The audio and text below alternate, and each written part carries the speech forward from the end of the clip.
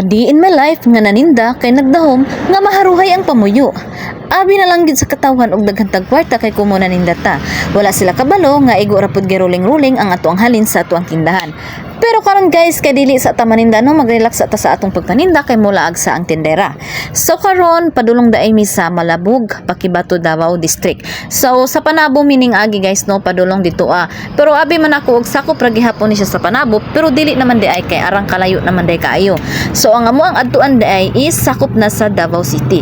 So dili man unta mi manglaag kay mag-relax sa mi kay since nakapanirado mi isa ka adlaw kay katong pagkuha nako og business permit bitaw. So ning kaon bi ato siya og duha ka adlaw no. Then ang isa ka adlaw ato naabtan jud mi gabi. So dili jud unta mi manglaag kaso gihagad mi aning mga among kuan, mga kapamilya charis. So mo na silang akong kauban si Gillian, si Dennis, si Eljon, si Arman og si Bartolin og ako.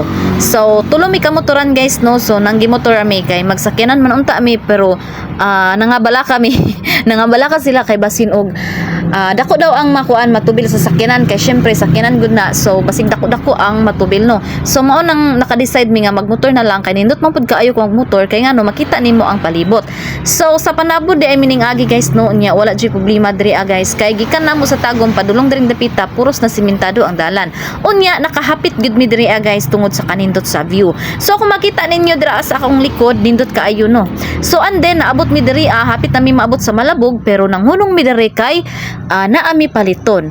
Unya ang ako ang kauban nga si Gillian kay naigipalit nga kuan kanang mayonnaise kay ibutang sa kanang macaroni kay kulang daw tong macaroni nga himo sa iyang mama, kulang ang ingredients. And then nagpalit na lang pud siya og ilang paborito nga ilim nun, so mojito. So mo dai ni nga tindahan ang amo ang gihapitan. So dako-dako pud ni nga tindahan no, mura siya kanang semi wholesaler siya. And then naka-decide po ko nga mamalit na lang pud ko diri og mga chichirya kay ingon ang tindera nga mas mahal lagi daw dito. Na may mga tindahan dito dool sa mong adtuan kay since maligo mi guys no kay diguanan tong amo ang adtuan. And then namalit na lang gid mi daan kay sure ball gid ko kaayo nga mahal naman gid dito kay syempre layo na siya sa sentro. And then basta mga liguanan gani mga ingana naaman galing na mga tindahan guys pero expected na jud nga medyo pricey na jud ang ilang price.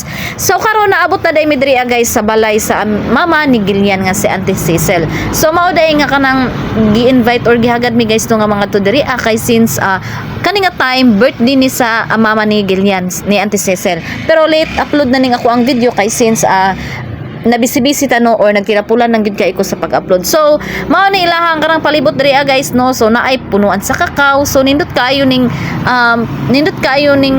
yuta diri sa ihang mama kay dagan kay punuan kung makita ninyo naapay lubi. So kalami sa lubi lami jud kaayo mamutong no. So dagko kay pungpong no, dagko kay bunga jud sa lubi. So ibog kay kung magtan-aw ni kay since wala tay punuan. Kay lami man jud kaayo ani magbuko salad or maglamaw. No perting lami jud magingana. Kaso kay wa man tay punuan so igo lang ta magibog-ibog. Mao nang giingon nga kung mukaon ka hala pagtanom unya kay wa man pud tay katamnan kay ultimo yutang gamay wala man ta. Ang yuta ra nato ay na yuta ra sa atong paladug na yuta sa ato ang kukono kay wa man jud tay yuta pa nga ato So kadaghan kayo guys na apoy durian no na apoy mga saging. So daghan jud kayo sila og mga prutas diring dapita. So dili gid sila mapas mo diri no kung pas mo ang hisgutan kay perminti gyud ka busog diri kay kung gutomon ka una apoy mga saging. So pwede ra ka manuba og saging diha og kung giuhaw ka pwede ra ka manguha og lubi kay mo inom sa tubig sa lubi.